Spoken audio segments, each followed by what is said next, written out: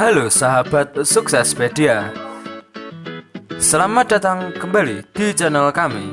Pada kesempatan kali ini Suksespedia akan membahas tentang 10 cara memulai usaha baru sendiri bagi pemula dari nol hingga sukses. Bagaimana cara memulai usaha baru sendiri bila saya masih pemula? Ya, mungkin ini adalah salah satu pertanyaan yang sering muncul di benak kita. Bagi kebanyakan orang, memulai usaha itu merupakan sesuatu yang penuh tantangan dan butuh mental yang kuat. Dan kurangnya modal seringkali menjadi faktor yang membuat niat seseorang untuk memulai usaha menjadi surut. Pada kenyataannya, modal bukanlah faktor utama, namun mentalitas seseoranglah yang menentukan. Cara memulai usaha baru bagi pemula. Sebagian besar pemula dan belum pernah menjalankan usaha pasti kebingungan bagaimana cara memulai usaha dari nol hingga bisa sukses. Nah, pada kesempatan kali ini kami ingin berbagi tips memulai bisnis dari nol sehingga bisa beroperasi dengan baik. 1. Menetapkan jenis usaha.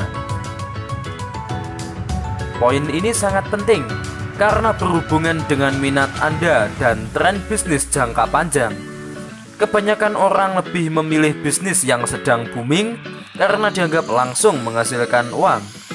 Hal ini bisa saja dilakukan, namun tetap memperhatikan minat Anda sebagai pelaku usaha. Bisnis yang dijalankan berdasarkan minat umumnya bisa bertahan lebih lama daripada bisnis yang dijalankan karena ikut-ikutan saja. Misalnya, Anda menyukai hal-hal tentang kuliner, maka jenis usaha yang cocok Anda jalankan adalah usaha makanan. Jenis usaha yang dijalankan juga berpengaruh pada tingkat keberhasilannya. Semakin banyak peminatnya, maka semakin besar peluang untuk meningkatkan atau mengembangkan usaha tersebut. 2. Menetapkan visi dan misi usaha. Di balik semua usaha yang berhasil, pasti ada visi dan misi yang kuat di dalamnya. Begitupun dengan usaha yang akan Anda rintis, harus ada visi dan misi yang diusung. Dengan adanya visi dan misi, maka sebuah bisnis akan dapat fokus pada tujuan dibangunnya usaha tersebut. Umumnya, para pemula membangun usahanya tanpa visi dan misi yang jelas, yang pada akhirnya membuat mereka tidak konsisten pada tujuan awal membangun usaha tersebut. 3. Melakukan survei. Setelah menentukan jenis usaha, selanjutnya Anda perlu melakukan survei lapangan. Tujuan survei ini adalah untuk mengetahui tingkat persaingan pangsa pasar dan potensi usaha yang akan dirintis. Survei yang dilakukan tidak harus detail, tapi cukup pada permukaan saja karena Anda tidak ingin kehabisan waktu hanya untuk survei. Lalu apa saja yang harusnya disurvei? Survei perilaku konsumen. Perhatikan bagaimana perilaku konsumen untuk jenis usaha yang akan dirintis. Pastikan bahwa jenis usaha tersebut memiliki banyak peminat, punya daya beli yang baik pula. Bisnis apapun itu tentu membutuhkan konsumen yang punya daya beli.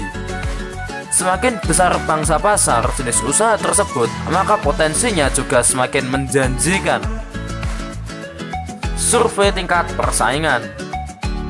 Kemungkinan besar terjadi jenis usaha yang ingin Anda rintis sudah memiliki pendahulu yang menjadi pesaing. Melalui survei kecil-kecilan yang Anda lakukan, nantinya akan diketahui seberapa banyak bisnis sejenis, bagaimana kualitas produk, kualitas pelayanan, persaingan harga, dan informasi lainnya. Dengan mengetahui informasi tersebut, maka kita bisa mengambil langkah dan strategi agar dapat bersaing dengan usaha yang sama. Survei lokasi usaha.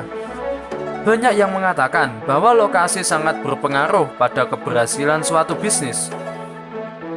Hal ini bukan tanpa alasan, karena pemilihan lokasi yang strategis sangat besar dampaknya bagi tingkat penjualan sebuah usaha. 4. Mempersiapkan modal. Salah satu cara memulai usaha yang wajib dilakukan adalah mempersiapkan modal, baik itu modal material maupun modal pengetahuan tentang usaha. Namun, dalam hal ini lebih kepada modal uang untuk keperluan memulai bisnis. Lalu berapa modal yang diperlukan? Tentunya ini tergantung usaha yang akan dirintis. Semakin besar usaha yang akan dibangun, maka akan semakin besar pula modal yang dibutuhkan nantinya. Modal tersebut bisa didapatkan dengan berbagai cara, misalnya meminjam dari bank, mencari investor, meminjam dari keluarga dan kerabat, atau dari tabungan sendiri. Namun, bagi para pemula, disarankan untuk memakai modal sendiri. Alasannya, semua bisnis punya risiko kegagalan. Jika modal meminjam dari bank, maka kemungkinan Anda akan ketetaran untuk memulai usaha baru karena harus membayar pinjaman tersebut. 5. Menentukan lokasi usaha. Mengacu pada poin yang ketiga tentang survei, menentukan lokasi usaha sebaiknya pada tempat yang strategis dan cukup ramai dilalui orang. Lain halnya bila bisnis yang dijalankan tersebut adalah bisnis online yang tidak mengharuskan calon pembeli untuk datang ke lokasi. Bisnis yang membutuhkan pengunjung untuk datang membeli di tempat sebaiknya berada pada lokasi yang cukup strategis. Misalnya, bila target market bisnis Anda adalah pelajar atau mahasiswa, maka lokasi terbaik adalah sekitar sekolah atau kampus. 6. Mempersiapkan segala keperluan. Merintis usaha baru ini butuh persiapan yang serius, karena tanpa persiapan sebuah usaha bisa berjalan tanpa arah dan gagal. Persiapan ini meliputi kesiapan produk, kesiapan alat, pemasaran, dan lain-lain. Selain itu, kesiapan dari diri sendiri pun harus diperhatikan, karena Anda adalah orang yang menjadi aktor penting dalam menjalankan usaha tersebut. 7. Mulai membuka usaha. Anda telah melakukan poin tadi dan telah siap untuk meluncurkan usaha Anda, dan kini saatnya Anda mulai membuka usaha tersebut kepada khalayak umum. Saat pertama kali membuka usaha, seringkali penjualan tidak sesuai dengan harapan.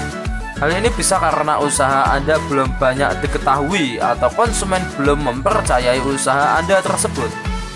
Ini biasa terjadi. Tidak perlu langsung berkecil hati. Akan ada waktunya konsumen mulai datang dan percaya pada bisnis Anda. Yang terpenting adalah Anda tidak menunda untuk membuka usaha dan tidak langsung putus asa ketika bisnis sepi. 8. Menjadi unik dalam persaingan. Cara memulai usaha yang baik tidak hanya pada saat mendirikannya, tapi juga pada saat menjalankannya. Salah satu cara menjalankan usaha yang baik adalah menjadi unik di tengah-tengah persaingan bisnis. Boleh saja jenis usahanya sama, namun usaha yang Anda jalankan harus terlihat unik dibandingkan dengan usaha sejenis. Sebagai contoh, misalnya bisnis berjualan bakso. Beberapa hal yang bisa membuat bisnis bakso menjadi hal yang unik dan berbeda, yaitu membuat nama bisnis yang unik, menjaga kualitas rasa dan cara penyajian, menjaga kebersihan di sekitar tempat usaha, atau jika Anda berbisnis online shop, Anda bisa melakukan beberapa tips yang membuat online shop Anda menjadi unik. Misalnya, menawarkan layanan gratis ongkir, mengirim barang secepat mungkin, menjaga kualitas komunikasi dengan konsumen. 9. Terus memantau pasar dan belajar. Perubahan pasar selalu terjadi pada semua jenis usaha.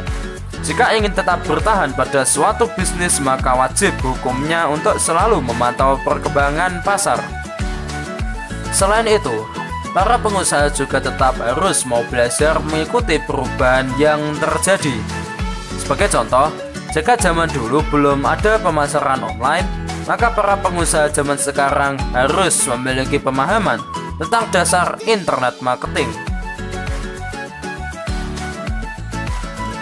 agar dapat bertahan dan maju. 10. Promosi secara berkala. Apapun jenis usaha yang dirintis pasti membutuhkan pemasaran yang baik agar bisa berhasil dan bertahan dalam persaingan. Cara promosi pun harus dipilih yang sesuai dengan jenis usaha, di mana pada awalnya mungkin butuh trial dan error. Jenis pemasaran yang beragam belum tentu semuanya sesuai dengan semua jenis bisnis. Sebagai contoh, bisnis herbal dari ABE yang sukses dengan pemasaran multi-level marketing. Tentunya MLM ini belum tentu dapat diterapkan pada pemasaran produk teknologi, misalnya pemasaran smartphone. Melatih mentalitas pebisnis. Memiliki mental yang kuat merupakan modal yang sangat penting dalam memulai usaha dan bisa bertahan dalam persaingan. Semua jenis bisnis pasti akan mengalami masa-masa sulit. Hanya mereka yang bermental kuat yang tetap bertahan di tengah persaingan. Dan ketika Anda mencari informasi cara memulai usaha baru, Anda harus bertanya dulu pada diri Anda sendiri. Apakah siap dengan tantangan yang akan dihadapi? Merintis usaha dari nol bukanlah perkara mudah. Dibutuhkan pengorbanan uang, tenaga dan pikiran, serta waktu yang tak sebentar. Sekian informasi tentang 10 cara memulai usaha baru sendiri bagi pemula dari nol hingga sukses. Semoga informasi ini bermanfaat dan menambah pengetahuan Anda. And see you on the next video.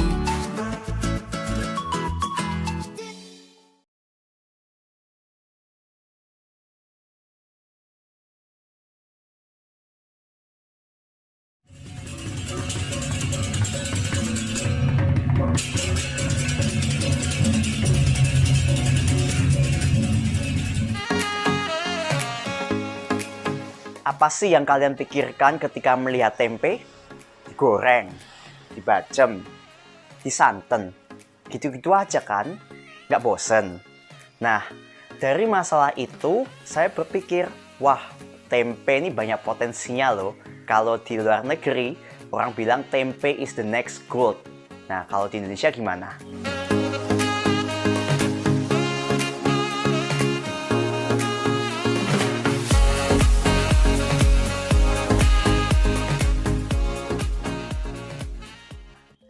Nah, dari masalah ini, aku Benny Santoso, 24 tahun asal Solo, kemudian merantau ke Bali untuk kuliah, di kuliah perhotelan STP Nusa Dua Bali.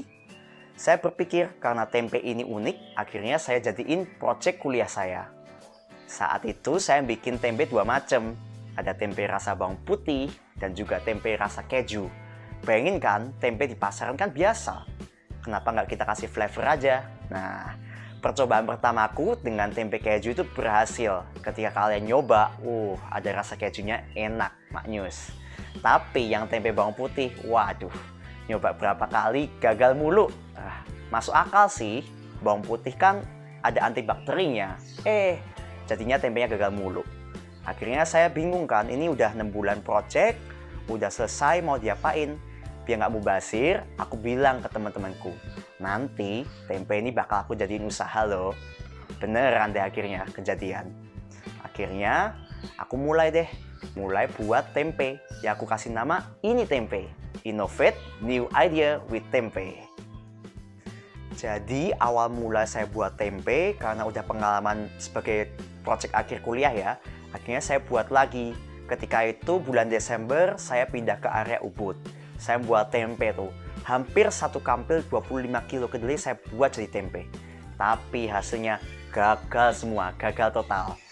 Di saat itu saya berpikir, waduh, ini mau tempe mau aku jadiin usaha beneran apa enggak sih, kok bikinnya gagal mulu ya. Akhirnya aku belajar lagi, mulai buat tempe, akhirnya berhasil. Kemudian aku punya tetangga nih, aku iseng menjual tempe pertamaku ke tetanggaku itu. Aku masih ingat aku jual ke beliau 10.000. Kebetulan tetanggaku itu bule.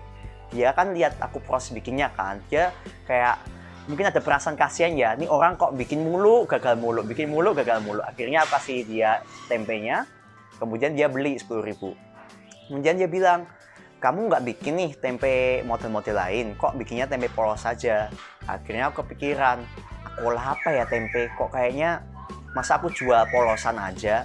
Akhirnya aku mikir, ini harus ada produk olahan nih dari tempe. Sesuai dengan namanya kan, ini tempe, innovate new idea with tempe. Harus produk yang inovatif. Kebetulan ibuku suka bikin kue kering. Aku coba deh bikin kue kering tapi basicnya dari tempe. Nah, buleku tetanggaku ini, aku jadiin kelinci percobaanku. Aku kasih dia satu persatu jenis kue kering yang aku buat. Terus dia bilang, enak juga kue keringmu, tapi ada rasa pahit tempenya. Coba deh bikin lagi. Akhirnya aku coba bikin lagi dan muncullah kue kering dari tempe. Gitu. Jadi modal itu nggak melulu tentang duit. Modal aku bagi 4 ya. Pertama modal mindset. Yang kedua modal ilmu. Ketiga modal networking. Dan yang keempat baru modal keuangan. Yang pertama modal mindset. Kalau mau bikin usaha, jangan melulu mikirnya nyari duit, nyari cuan, nyari untung. Nggak bisa. Modal awal usaha itu yang pertama adalah mindset. Kita benerin dulu mindsetnya. Kita belajar untuk nyari kenalan, networking, pelanggan, benerin sistem, benerin produk. Jadi jangan melulu tentang jual dapat cuan, jual dapat cuan. Yang kedua adalah modal ilmu. Jadi ilmu apa sih yang kalian punya sebagai basic dalam membuat usaha? Mungkin kalau aku pribadi di Ini Tempe, aku pernah bikin project buat tempe. Nah, itu aku jadikan sebagai ilmu awal. Kemudian kebetulan aku juga anak kulineri, ilmu masaknya juga kepake. Dan sebelumnya aku juga anak sains di SMA. Jadi ketiga hal ini aku jadiin satu untuk membuka usaha ini. Kemudian modal yang ketiga adalah modal networking. Sebagai pengusaha, kita nggak harus di satu tempat mulu. Kita harus explore, ketemu banyak orang, menambah perspektif baru. Jadi kita menambah pengalaman orang tersebut untuk kita aplikasikan di usaha kita. Baru yang keempat adalah modal keuangan. Nah, menurutku tips awal untuk usaha itu modal jangan terlalu besar. Kita mulai aja dari yang simple, dikit-dikit dulu. Jadi kita nggak perlu ngeluarin boncos banyak banget untuk kegagalan usaha tersebut. Karena kita kan masih belajar. Nah, untuk modal awalku, aku spend 5 juta itu. Beli mesin kedelai dan juga beli kedelai mentah. Kemudian untuk modal awal ini kebetulan aku pinjam orang tua. Karena aku punya budget tabungan yang aku pakai untuk kehidupan sehari-hari. Jadi orang tua kalian juga bisa jadiin sebagai angel investor loh. Kalau ditanya tentang suka dalam usaha, yang jelas dapat cuan lah, apalagi kalau bukan duit. Nah, kalau dalam usahaku ini, aku paling senang belajar. Jadi passion ketemu orang baru, mendapat perspektif, belajar terus, kemudian menyalurkan ekspresi lewat karya-karyaku. Kemudian, kalau ditanya sukanya lagi ya banyak juga sih, tapi kalau ditanya dukanya, wah yang pertama dari segi SDM. Susah banget kan nyari orang masuk keluar. Pertama alasannya hamil, pindah kerjaan, kemudian menikah, pulang kampung, sakit, nah banyak tuh. Kemudian yang kedua ada juga kayak misalnya isu-isu seperti komplain customer, kemudian gunung meletus, dan juga seperti saat ini nih corona pandemik. Tapi yang paling lelah itu awal-awal ketika usaha. Ketika aku harus investasikan waktuku, nggak punya waktu untuk istirahat yang cukup, nggak ada libur, dari Senin sampai Minggu kerja mulu. Tapi aku yakin suatu saat usaha tidak akan mengkhianati hasil. Nah, kalau ditanya kunci untuk survive, relate dengan situasi pandemik sekarang, cukup sulit sih benernya. Terutama dari pendapatan yang semakin menipis. Tapi cukuplah untuk membayar operasional perusahaan. Nah, dari itu aku selalu berpikir positif. Di situasi seperti ini kita nggak boleh gegabah mengambil tindakan yang aneh-aneh. kita positif aja untuk introspeksi diri dan selalu bersyukur. Mungkin dari awal yang nggak punya waktu untuk jalan-jalan, nggak punya waktu rileks, sekarang bisa rileks. Yang sebelumnya selalu overproduktif, sekarang bisa santai dan tone down. Dan jangan lupa untuk terus untuk upgrade diri. Kita bisa perbaikin diri lewat misalnya skill apa yang kita perlu butuhkan. Misalnya public speaking, internet marketing, bikin video konten. Jadi ambil aja segi positif dari pandemik ini. Aku percaya badai pasti berlalu. Sementara ini InITB Bali baru bisa ditemukan secara online maupun bisa belanja di healthy shop area Bali dan luar Bali. Keinginan saya sih nggak muluk-muluk. Saya berharap InITB Bali bisa lebih kenal secara luas di domestik, nasional maupun market internasional. Saya percaya bahwa dengan usaha kerja keras tidak akan mengkhianati hasil. Semangat! Oke, tadi sharing pengalamanku dengan usaha InITB Bali. Aku juga punya 3 pedoman, yaitu 3P. Passion, kita harus sabar. Woles saja, jangan gerusa-gerusu. Kemudian passion, hasrat gairah. Kalau kalian lagi down, kalian ingat motivasi awal kalian tuh mau ngapain sih? Yang ketiga adalah persistent. Itu adalah kalau kita lagi jatuh, kita bangkit lagi. Kalau kita jatuh, kita semangat lagi. Kalau kita jatuh, kita mulai lagi. Jadi, jadikan itu sebagai proses pembelajaran kalian ya. Sekian dari aku, semoga bermanfaat.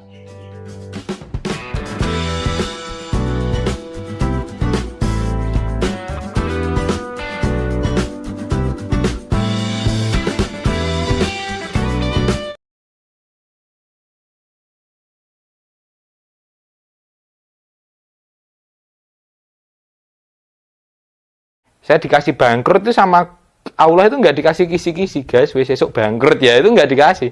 Kalau di sekolah, besok dapat ujian, malamnya atau seminggunya itu dikasih kisi-kisi sama guru kita. Jadi menurut saya pembelajaran terbaik ya waktu kita dapat ujian hidup, di ujian kehidupan.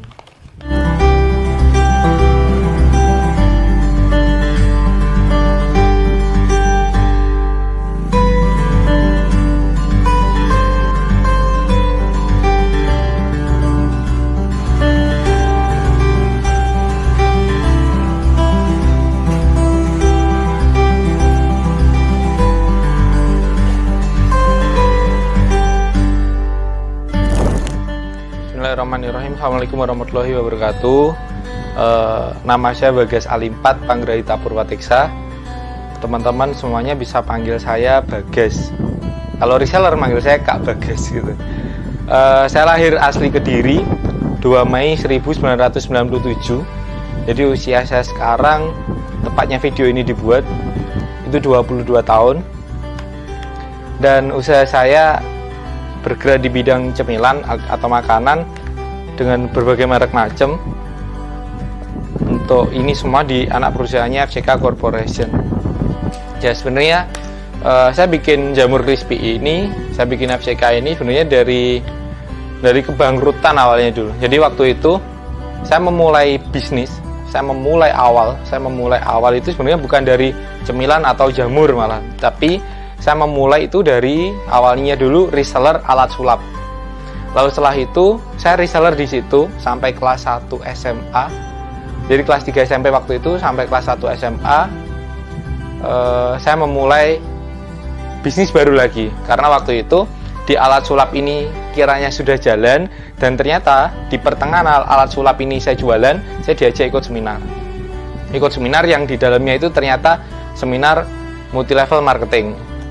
Nah di multi level itulah saya mendapatkan keilmuan dari merekrut orang, mengelola tim, cara mengelola finansial, cara dapat uang, ngelola uang, itu saya dapat semuanya ilmunya di multi level itu.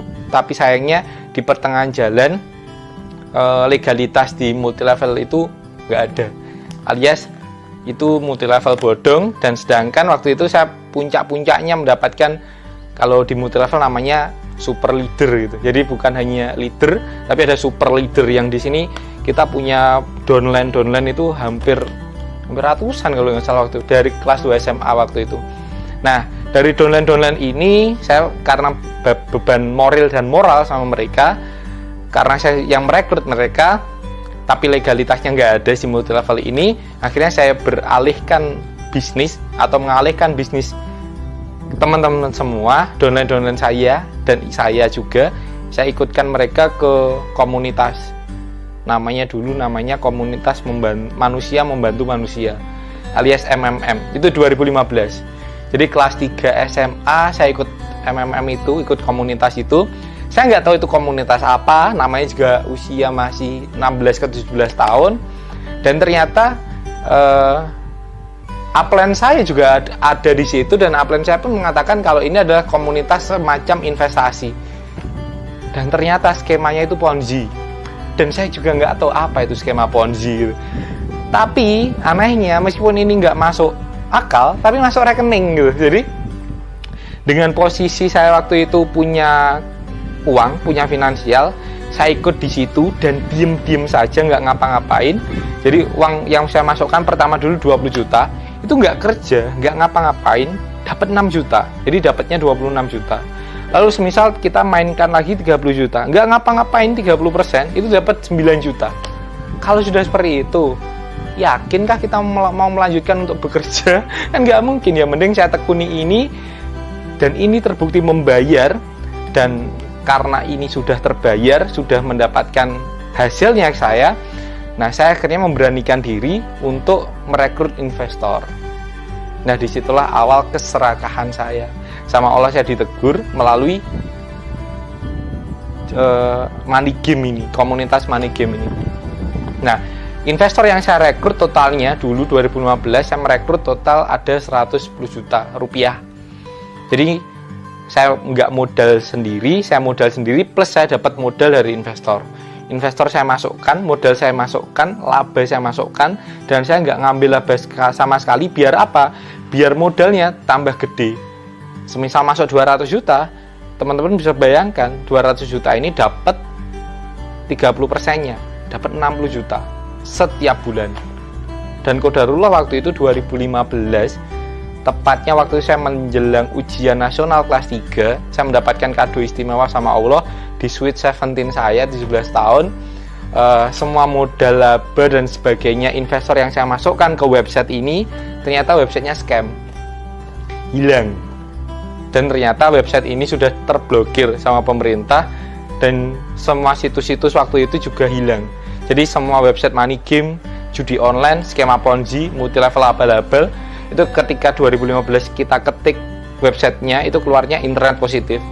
Nah itu salah satunya website kita, dan namanya juga hack risk hack return. Saya mendapatkan return yang gede tapi mendapatkan resiko yang gede. Mau nggak mau investor nagih saya, balik no duitku COK, beki sik cilik, mbok yo aja ngapusi wong tuwek COK. Itu kalimat yang sangat rutin saya mendapatkan teror-teror itu baik offline maupun online. Dan ketemulah Jamur Crispy ini. Jadi sangat panjang bisa ketemu Jamur Crispy ini. Jadi pas masa-masa buron ya tanda kutip, saya masih kelimpungan dan kebingungan, lihat awan itu kayak gelap terus ya, petang kok Indonya kayak rasanya. Karena mau nggak mau kan saya harus mengembalikan uang investor yang meskipun saya tidak beri akad ke mereka untuk mengembalikan uang itu.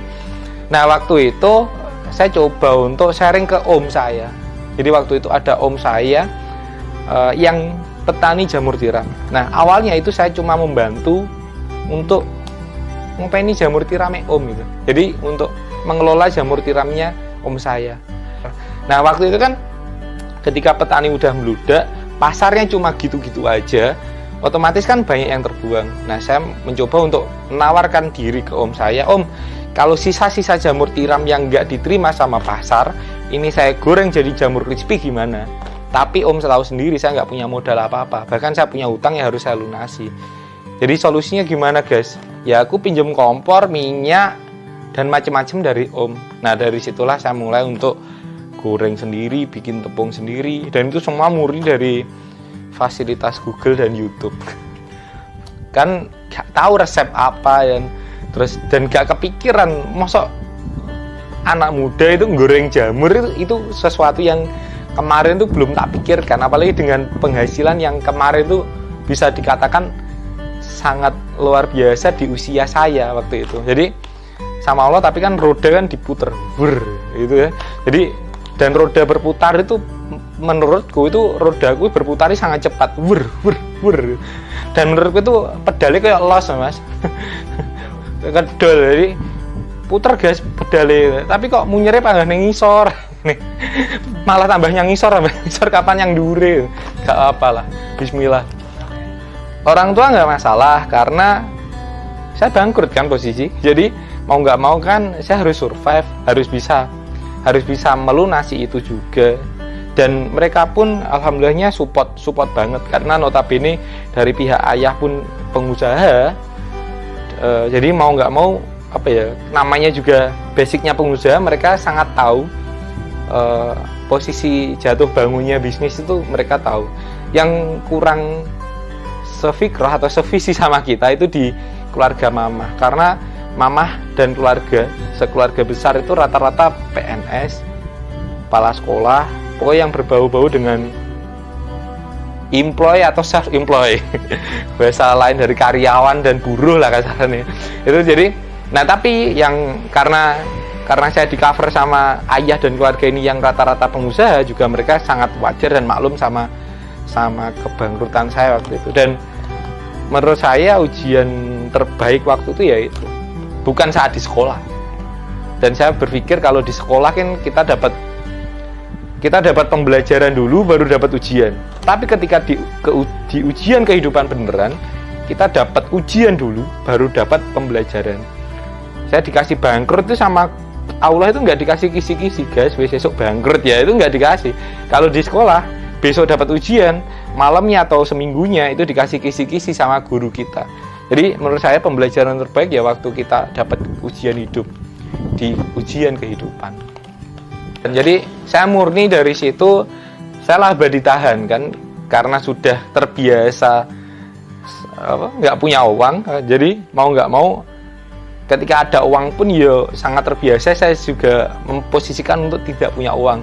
Jadi ketika dapat penjualan, masuklah dapat profit kan, omset masuk ke, semisal diajar sama operasional dan HPP semacam, masuk ke profit masuk lagi modal kerja gelundung lagi kan, tambah gede ya sudah, masuk lagi profit masuk lagi modal kerja, sampai sekarang bisa dikatakan waktu itu saya cuma ngambil gaji, kan namanya owner harus digaji juga, itu saya cuma ngambil gaji per bulan itu 500 sampai 600.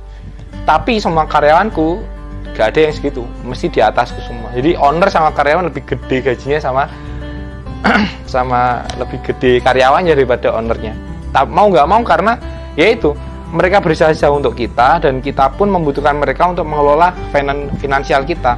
Jadi waktu itu semisal dapat modal kerja ini kita langsung bagi ke investor untuk melunasi utang yang kemarin, kita bagi ke modal kerja, lalu modal untuk bikin pabrik kecil-kecilan. Jadi terpisah tempatnya. Waktu itu dulu ya di dalam rumah saya bikinnya. Jadi kamar mama, kamar ayah itu saya buang, kamar adik itu saya buang, kamar saya itu saya buang. Itu semuanya untuk ini gudang, ini stok, ini bumbu, ini jamur tiramnya, ini jamur crispy-nya, pengolahannya di sini. Jadi di dalam rumah murni. Wah, seru pokoknya. Manajemen di sini kita berikan karyawan di tim kita. Saya sangat cara mengatakan mereka itu karyawan. Jadi saya bilang mereka itu ya tim atau mereka pasukan siap sahid gitu ya. Karena apa ya? Saya gak bisa berkata banyak tentang karyawan karena mereka yang membantu kita, mereka yang mengcover kita.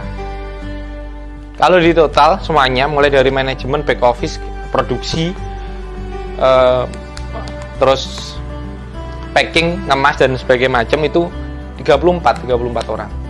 Semua karyawan baru, semua tim baru, semua orang-orang yang khususnya ketika ibu-ibu packing ya, ibu-ibu packing itu hampir semuanya alumnus tidak lulus, alumnusnya Gudang Gareman. Jadi kan 2015-2016 Gudang Garam PHK massal waktu itu, dan rata-rata di lingkungan kita itu mereka pegawai Gudang Garam. Jadi mereka sudah sangat ahli tanpa kita briefing berlebih, mereka malah membriefing kita. Ini loh Mas, ben cepet. Jadi saya mendapatkan tim yang sudah hebat di perusahaan lah, sekelas bidang garam. Mereka masih punya SOP job desk yang luar biasa. Nah, mereka membawa ke sini dengan kultur pabrik, dan akhirnya kapasitas kita sangat besar ketika kita mendapatkan tim dari mereka, atau mereka bermanfaat untuk kita. Tim ini saya bekali dengan keilmuan, jadi yang kita asupi dengan 3 hal. Banyak tim atau SDM di perusahaan besar atau perusahaan kompetitor atau UKM yang cuma membekali cuma beberapa asupan. Nah, kita berikan asupan komplit. Yang pertama, asupan otak. Yang kedua, asupan mulut. Yang ketiga, asupan hati. Nah, di kita, selain kita asupi keilmuan, kita asupi otak melalui keilmuan, briefing finansial atau briefing untuk memperkaya finansial mereka juga kita berikan asupan mulut, alias mereka kita cukupkan. Makanya di sini mereka kita gaji bukan sesuai dengan UMR atau UMK setempat, tapi kita gaji sesuai dengan kebutuhan per bulan mereka. Ketika mereka per bulan dan kita harus gaji mereka di atas angka cukupnya per bulan. Itu yang beda. Dan setiap gajian itu mesti kita tanya, rata-rata sebulan pengeluaranmu berapa? Rata-rata per bulan kondisi finansialmu gimana? Bisa nabung atau enggak? Bisa investasi atau enggak? Jadi ketika kita tanya angka cukup mereka di sini, mereka sangat berkecukupan di sini. Dan ketika mereka tidak cukup, itu mesti saya bilang, mereka saya todong untuk tolong bilang saya. Nanti kita berikan job desk tambahan untuk memberikan kecukupan finansial lagi. Dan alhamdulillah mereka hampir di sini sangat cukup. Job desk mereka itu ada 2. Job desk finansial, alias ketika mereka melakukan job desk ini finansial mereka bertambah. Sama yang kedua, job desk spiritual. Job desk finansial ya sama, mungkin di perusahaan yang lain sama. Jadi semisal berangkat jam 8 bla bla bla, SOP itu sama. Nah, tapi job desk spiritual ini yang beda. Yang pertama, mereka wajib masuk jam setengah 8. Jam 8 harus aktivitas, setengah 8 sampai jam 8 mereka harus melakukan cek log dan sholat duha, kita wajibkan.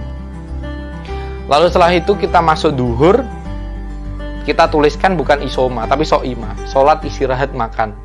Alias mereka sholat dulu jam duhur, mereka sholat jamaah, baru istirahat, baru makan, atau makan baru istirahat, lalu lanjut lagi kerja. Itu pun jam 3 mereka juga so'ima lagi untuk sholat jamaah asar bebarengan, istirahat baru makan. Setelah itu sampai jam setengah 5 sampai jam 5 mereka pulang. Itu seperti biasanya jam kerja. Tapi yang bedakan lagi, setiap pagi, hampir setiap pagi itu mereka kita berikan keilmuan spiritual. Kita cukupkan spiritual mereka. Untuk apa? Ketika mereka bekerja, mereka melakukan pekerjaan bukan karena takut owner atau bukan karena takut leadernya, tapi mereka bekerja murni karena takut Allah. Suka duka itu sebenarnya waktu kita memberi atau mewujudkan impian tim. Jadi gini, ketika tim kita udah jalan, kan awalnya strong way kita untuk lunas utang sudah lunas. Strong way kita kan karena ada hadirnya tim di situ, kan ada hadirnya karyawan di situ. Nah, suka dukanya ya ketika mengelola tim ini kan semua manusia dan semuanya ada hati. Mereka hadir ke sini itu mereka membawa masalah dan kebahagiaannya masing-masing. Mereka bawa air mata dan kesedihannya masing-masing. Nah, ketika kita tanya, Mas, gajimu untuk apa? Ada yang bilang, semuanya untuk ibuku yang masih sakit. Piye jane? Tak tanya lagi, Mbak, gajimu untuk apa? Untuk membelikan rumah, karena sekarang rumah saya sepetak tok, Mas. Jadi waktu itu kita akan rutin, Mbak. Kita adakan rutin itu setiap bulan atau bahkan ketika hari raya khususnya sebelum lebaran atau setelah lebaran itu kan kita sowan ke semua tim. Mulai ibu-ibu kita juga main ke sana. Dan kita akhirnya tahu kamar mandinya, kita tahu ruang tamunya, kita tahu kamar tidurnya. Dan di situ saya benar-benar ngenes ketika ruangan cuma sepetak seperti ini dan Mbak itu bilang, kamar tidur sama dek mana Mbak? Dek sini. Terus garasi sampean? Ya dek sini Mas. Motorku cuma satu kok, pedaku satu tok ya. Terus anak sampean Mbak di sini semua. Suami Mbak di sini. Segini tok. Kamar mandi di mana Mbak? Pisah rumah dan itu juga malam-malam. Dan ketika kita masuk ke kamar mandinya, genteng itu ya genteng kayak genteng gitu Mbak. Cuma beberapa genteng. Ketika ada hujan ya ikut mandi gitu hujan itu.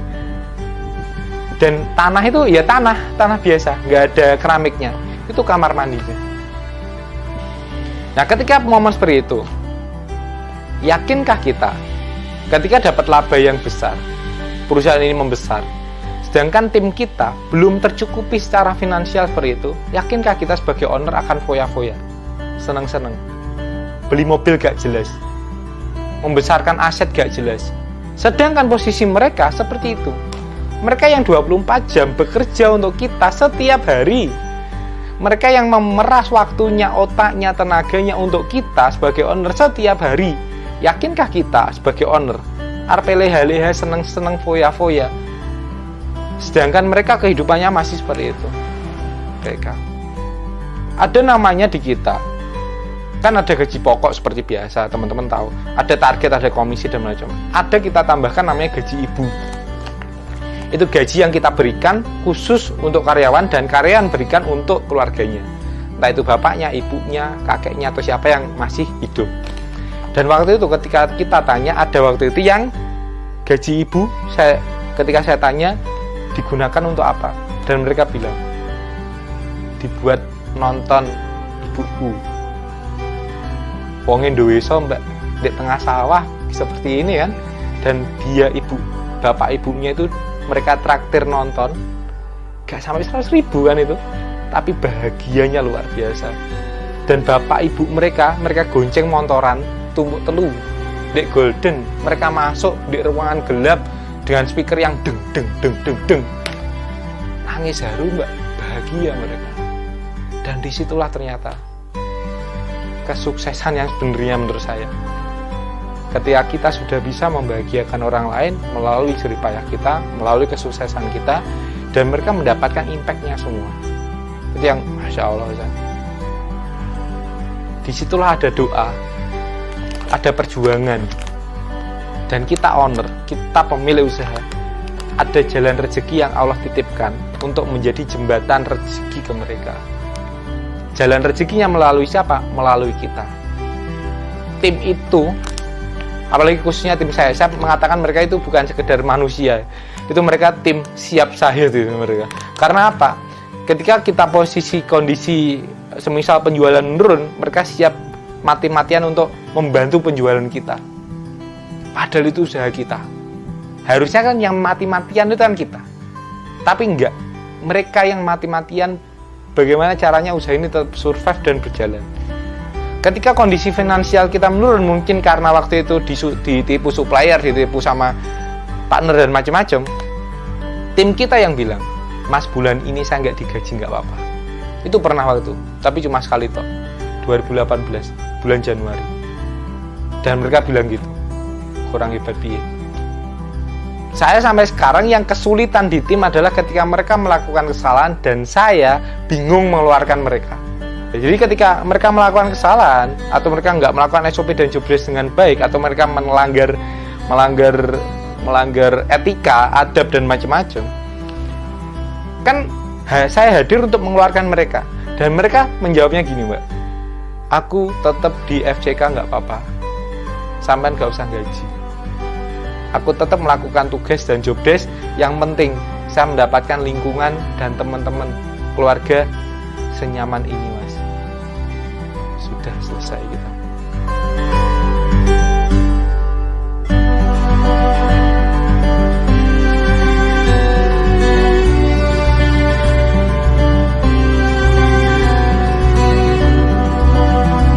Jadi untuk teman-teman semua, khususnya anak-anak milenial, generasi muda, lebih baik kita kehilangan masa muda kita daripada kita kehilangan masa depan kita. Untuk teman-teman yang mungkin kiranya sharing atau mempunyai kendala permasalahan khususnya tentang pemasaran, penjualan, produksi, pengemasan, dan semuanya, khususnya cemilan, atau pengen berbisnis cemilan, bisa kontak di WA saya pribadi.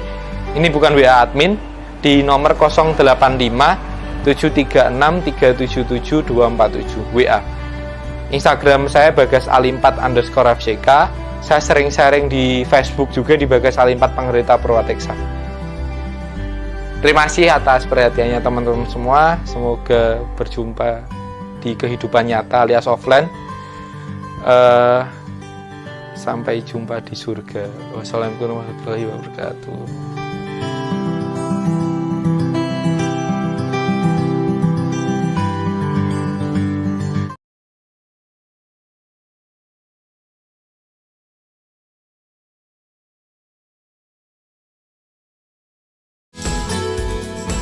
Muda, gigih, dan mandiri, di usianya yang masih 15 tahun, Richard Putra sudah memiliki penghasilan dari hasil jualan online. Jatuh bangun dalam membangun bisnis tidak membuatnya menyerah begitu saja. Hingga pada akhirnya, di usia 22 tahun, Richard menjadi salah satu pebisnis muda yang bisa mencapai omset miliaran.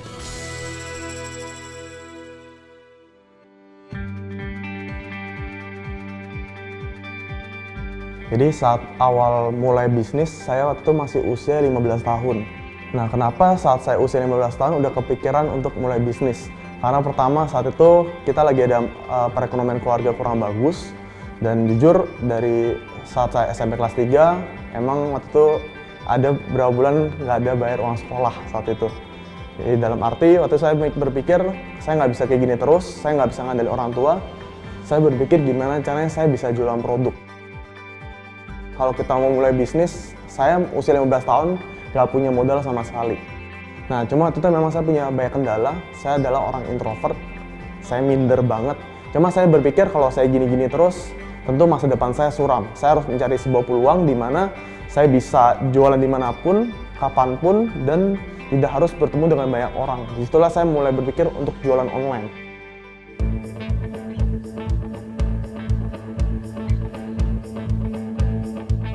Oke, jadi saat itu saya nggak hanya belajar Instagram saja, saya berpikir gimana cara saya bisa ningkatin penjualan saya. Saat itulah saya berpikir untuk berjualan offline.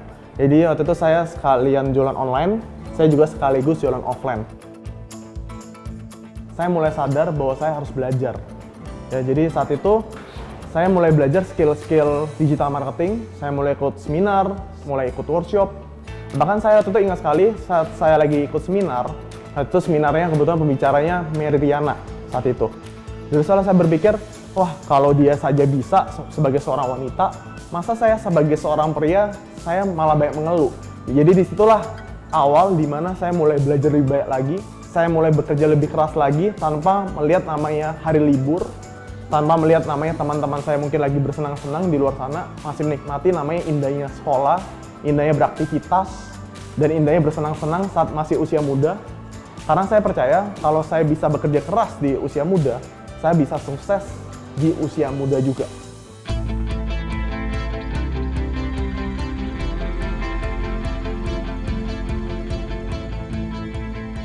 Gak hanya 1-2 kali saja saya mengalami namanya kegagalan. Bahkan puluhan kali, ratusan kali, bahkan sampai ribuan kali. Itu jujur aja, saya 3 bulan pertama jualan online, saya nggak ngasilin sama sekali. Disitulah saya sadar bahwa ternyata bisnis tidak semudah atau seindah seperti yang saya bayangkan saat itu.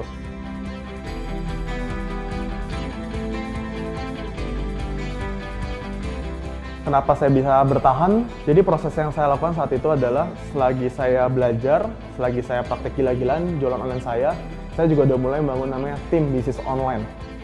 Nah, jadi kenapa saya mulai membangun tim? Karena saya percaya bisnis itu nggak dikerjakan oleh satu orang saja, tapi harus punya namanya super team. Dan apa yang bikin saya pede saat itu, saya berpikir kalau saya gini-gini aja, saya jualan cuma sendirian, saya bukan seorang pengusaha, saya hanyalah seorang penjual. Setelah bulan keempat, saat saya udah pelajarin semua kegagalan saya, tentu kita menciptakan namanya sebuah pola. sebuah pola yang menuju keberhasilan. Dan memang untungnya bulan keempat saya udah mulai menghasilkan saat itu. Bulan kelima, bulan keenam pun terus naik terus berlipat-lipat kali ganda. Dan waktu itu memang saya bekerja sama mendistribusikan barang dari perusahaan direct selling internasional.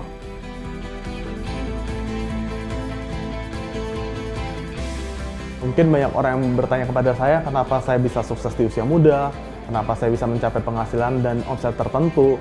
Jawabannya ya adalah saya sudah melakukan bagian saya, di mana masa bersenang-senang saya memilih untuk bekerja keras.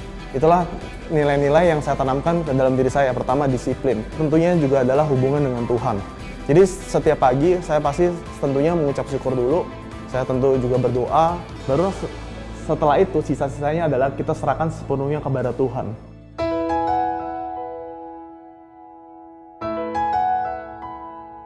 Ya mungkin kebanyakan orang berpikir sukses itu saat mereka punya uang dalam angka tertentu, angka M, angka T tertentu. Dan mungkin sebagian besar orang juga berpikir sukses itu saat mereka punya mobil yang banyak, rumah yang besar, mewah, plus kolam renang, mungkin seperti itu.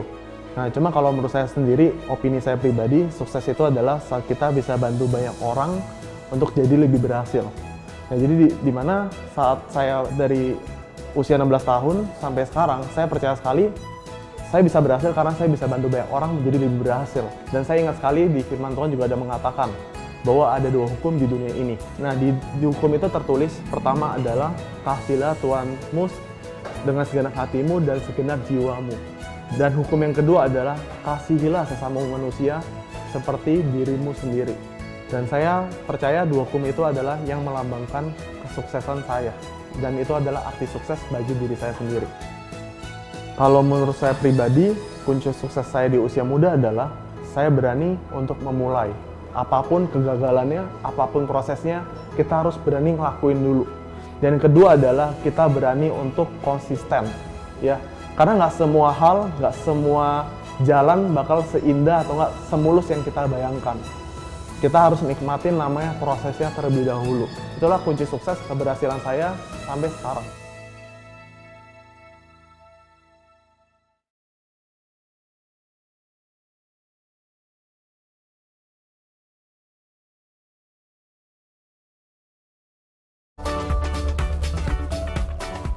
Muda, gigih, dan mandiri. 3 kata yang cocok untuk menggambarkan sosok menginspirasi berikut ini. Yasa Singgih mulai merintis usahanya sejak dia masih berusia 15 tahun. Dan kini di usianya yang menginjak 19 tahun, bisnisnya sudah berhasil meraih omset 300 juta setiap bulan.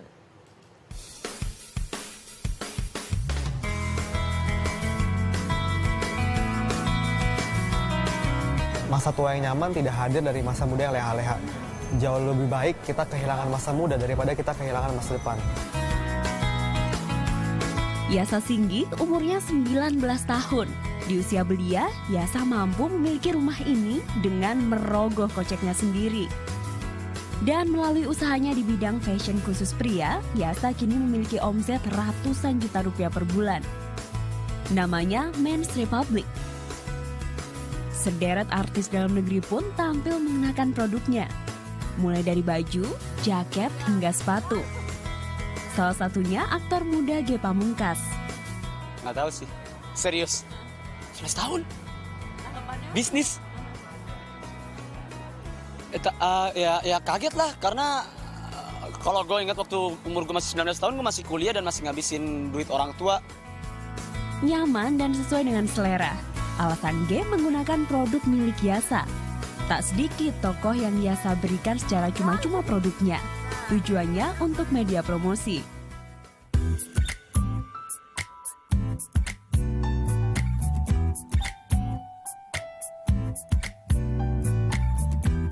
Pagi hari menjadi awal yang penting bagi seorang Yasa Singgih. Saat membuka mata, semangatnya terpacu dengan menatap tembok kamarnya. Sederet harapan dan cita-citanya selalu ia tuliskan di secari kertas. Di saat anak muda lain, dia hidup dalam masa kini. Yang penting eksis, gaul, nongkrong di mana-mana. Tapi saya menjadikan masa muda saya yang lebih produktif, yang lebih berkualitas lagi. Mencari uang sendiri sudah ia lakukan sejak umur 15 tahun. Bukan perkara mudah, Beberapa usaha sempat ia jalani hingga akhirnya berlabuh dalam dunia fashion. Di usia 15 tahun itu pertama kali nggak langsung ke dunia bisnis, sempat saya jungkir balik jadi MC dulu, terus nggak langsung ke dunia fashion juga, sempat usaha lampu dulunya, gagal, sampai akhirnya kecemplung juga nggak sengaja. Bermodal dari tabungannya, Yasa mulai mencoba produksi baju dengan modal awal Rp700.000. Namun pahitnya dari 48 baju yang diproduksi, hanya 2 yang laku terjual. Kemudian Yasa kembali mencoba peruntungan berjualan melalui media online. Semua produknya ia desain sendiri. Ilmunya didapat secara otodidak. Yasa juga kerap mencari desain produknya melalui situs-situs di internet. Jualan online satu-satunya bisnis yang bisa dimulai dengan modal yang minim banget, sedikit banget. Pertama kali usaha online, bisa dibilang ya modalnya waktu itu cuma modal BlackBerry, BBM yang saya punya, bayar uang pulsa yang tiap bulan, udah cuma itu aja. Dengan modal itu doang saya bisa mulai bisnis online. Terjun menjadi wirausaha di usia belia bukan tanpa alasan. Hatinya tergerak mencari penghasilan sendiri sejak sang ayah jatuh sakit. Saat itu kondisi ekonomi keluarganya juga pas-pasan. Alhasil, Yasa memutuskan untuk membiayai kebutuhan pribadinya dengan uang sendiri. Di saat itu saya mulai berpikir ya, waktu papa saya sakit, beliau waktu itu mau operasi aja nggak punya uang. Akhirnya beliau lebih mengutamakan pendidikan anaknya. Saya anak ketiga dari 3 bersaudara. Kata papa saya yang saya ingat adalah uangnya daripada buat operasi, mendingan buat pendidikan anak-anak aja katanya. Semangatnya bukan tanpa hasil. Sempat jatuh bangun menjual produk bajunya hingga merambah dunia online selama 4 tahun, kini Yasa memiliki sebuah toko. Ia menyewa tempat ini untuk menyimpan produknya. Namun saat ini urusan produksi baju, Yasa masih menggunakan jasa konveksi di daerah Bandung, Jawa Barat. Selain memasarkan produknya sendiri, Yasa sudah memiliki 75 reseller atau jaringan penjual. Setiap hari pemesan produknya pun datang dari berbagai daerah di dalam negeri hingga mancanegara. Yasa mengutamakan pemasaran dan transaksi melalui media online agar mengurangi biaya operasional. Semuanya transaksi via online, pengiriman via online. Jadi saya benar-benar memanfaatkan via online. Dengan via online itu cost-nya lebih murah. Saya hanya butuh tim yang menghandle di via online, karyawan yang nggak begitu banyak. Karena kita bergerak di via online, otomatis saya bisa lebih efisien dan lebih efektif lagi dalam mengatur cost-cost-nya. Jadi harganya bisa disesuaikan dengan kantong anak muda, tapi kualitasnya tetap kita jaga, kualitas yang terbaik. Selain itu, media online juga ia manfaatkan untuk ajang promosi produknya. Pelanggannya bukan hanya ia jadikan konsumen, tapi juga teman. Supaya viralnya dapat diomongin di mana-mana, saya selalu memposisikan Men's Republic ini di sosial media, dimanapun berada sosial medianya. Kita nggak menjadikan followers kita ini hanya sebagai market yang harus beli produk kita terus. Tapi kita menjadikan market kita ini sebagai teman yang kita edukasi. Harga produk milik Yasa dijual mulai dari 100 hingga 360 ribu. Pembeli yang dibidik mulai dari umur 16 hingga 27 tahun. Kini omset penjualan produk fashion Yasa rata-rata mencapai 300 juta rupiah per bulan. Dan Yasa sudah memiliki total aset hingga miliaran rupiah.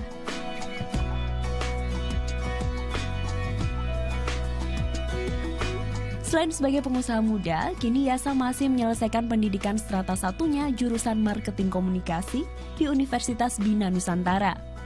Sebagai anak bungsu dari 3 bersaudara ini, peran keluarga adalah faktor penting di balik apa yang ia raih kini. Sibuk membagi waktu kuliah dan bisnis, namun keluarga tetap menjadi prioritasnya.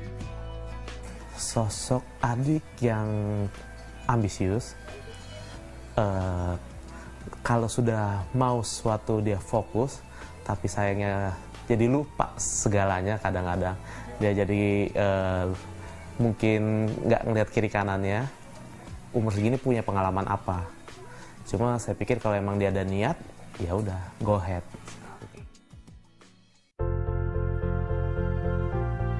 Memiliki keterbatasan materi bukan sebagai halangan mewujudkan impiannya untuk mandiri sejak di usia muda.